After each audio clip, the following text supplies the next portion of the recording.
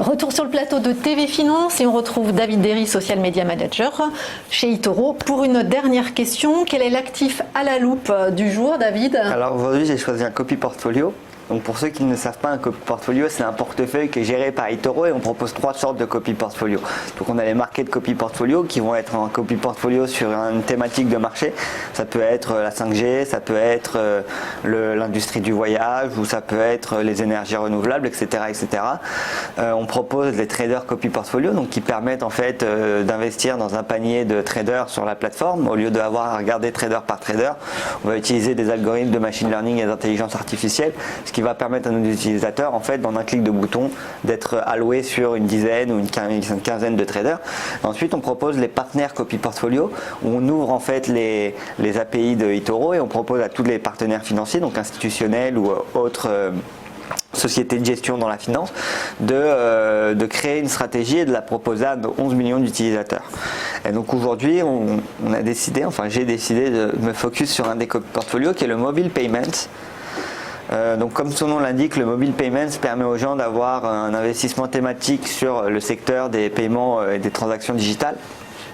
Et aujourd'hui, c'est un des copy portfolios qui performe le mieux depuis le début de l'année. Donc il est à peu près à 23%, à 25% même depuis 2019. Et pourquoi j'ai décidé d'en parler aujourd'hui? Parce qu'on peut voir que août-septembre ont été assez compliqués. Et donc ça peut annoncer une reprise justement un rebond après ces 2 mois. Et donc si on regarde le portefeuille, en plus il y a des sociétés très intéressantes. Donc il y a par exemple Mastercard ou Visa. Et surtout sur des sociétés américaines, non?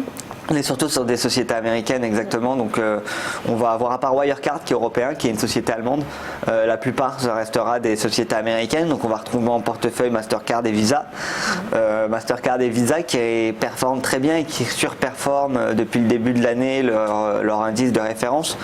Donc même qui réalisent plus de 200% depuis 2 ans ou 3 ans, il me semble, pour ces deux sociétés. Ensuite on a des Fiserv ou des PayPal qui sont cette fois-ci des fintech à proprement parler, ou du Square et des Wirecard qui permettent à tout le monde en fait d'accepter les paiements mobiles. Et donc aujourd'hui c'est un portefeuille assez intéressant pour les personnes qui souhaitent se diversifier. Le niveau de risque, il est de combien sur Alors on peut aller regarder tout ça. Le niveau de risque, il est de 4 sur ce portefeuille, donc on a un risque modéré avec un drawdown de journalier maximum à 4,5% à peu près, donc c'est quand même pas non plus la stratégie la moins risquée qu'on propose chez eToro. Un drawdown annuel, donc le drawdown c'est la perte maximale acceptée par la stratégie, donc un drawdown annuel de 19,19%, donc environ 20%. Et aujourd'hui on a 405 investisseurs sur ce copy portfolio et on est quand même en vert depuis les 2016. On n'a pas connu une année dans le rouge, une année en négatif. Donc surperformance tous les ans. Exactement. Et donc assez intéressant d'avoir à l'œil pour les clients qui souhaitent se diversifier et pour tous ceux qui sont intéressés par cette industrie des paiements et qui aimeraient avoir une allocation dessus.